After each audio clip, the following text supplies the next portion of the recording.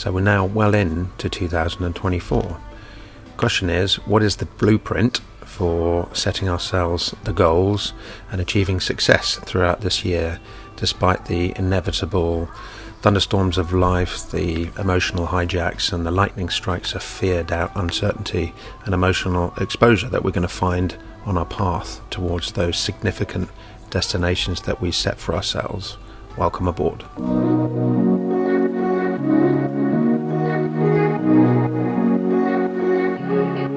So I'm sat in the executive room of the Marriott Hotel in Amsterdam. I'm here on a couple of day trip, and I'm thinking, what is the blueprint for any of us to achieving the best that we can hope for in life, to make the most of all the opportunities that lie on our path? I think the first thing that we need to think about is, what are the specific elements? And for me, I have 4 specific elements. The first one is the mindset. What actually have we decided to do, the habits that we're building for ourselves? The second one is the physical side of things. Are we looking after ourselves physically, in health, eating, exercising? The third thing is the emotional side. Do we recognize the emotions that are often flooding through our systems? And the fourth element is the spiritual side. Do we appreciate the connection we have to everything and anything around us, understanding that we are just part of a system which is far bigger than ourselves or anyone else? Now, I often ask myself, what is the priority between those 4 elements?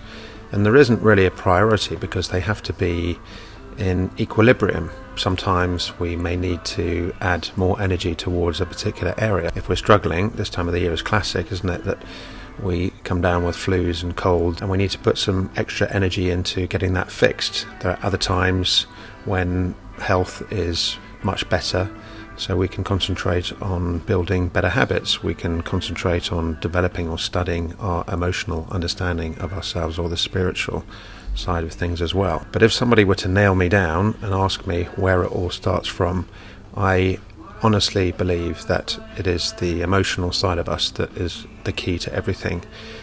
Our emotions are there basically to help us survive. They are part of that autonomic nervous system where we need to fight or fly from a particular situation. It's a basic operating system, and unless we have those 5 senses that trigger emotions and feelings, then the chances are we're not going to be around for too long. We are in a position to thrive, and I think that it is a time in humanity where we need to really start to develop an understanding of what the signals, the messages and clues are of our emotions, in order that we can use them to support us. In the old days, we needed to feel fear in order to survive. If a lion was about to eat us, we needed to make that decision whether to thump him on the nose or to leg it as quickly as possible. But now we are gripped by fear. Something like public speaking is apparently one of the world's biggest fears. Really, is that going to kill us? Is that going to be part of the end of our world?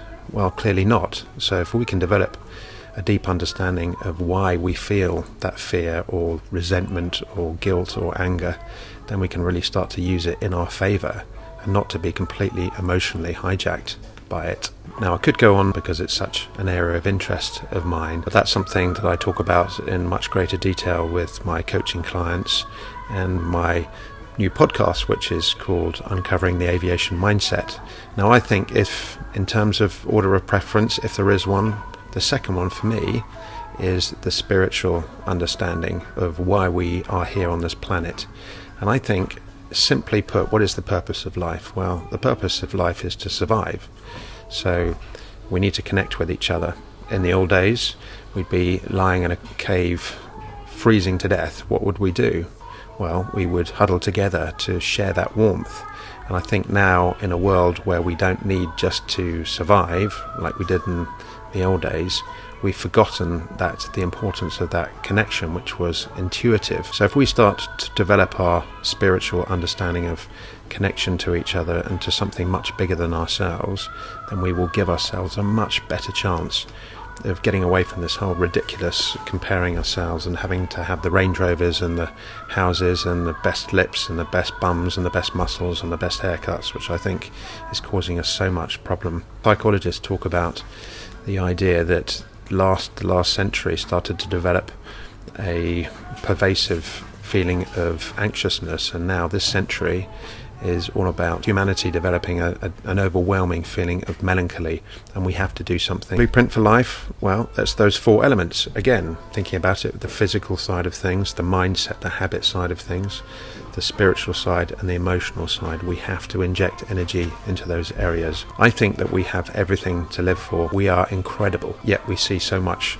negative image on the TV and social media, and I think it's our responsibility to develop hope. And through those 4 elements, I think we have every chance of doing that, and every chance of moving on to something really special, not only in our own personal lives, but for humanity as a whole. I would love you to join in me on that in that process, and I'm here to support you. Of course, in my coaching programs, I fully intend to start some events which I think will be hugely beneficial for all of us. In the meantime, if you fancy finding out a little bit more about me, then click that link below to my website. You can book a 30-minute discovery call with me, sign up to my newsletter, and you'll see an announcement for the launch of the podcast very soon. In the meantime, as always, I wish you the very best, and please remember to keep it in the greens.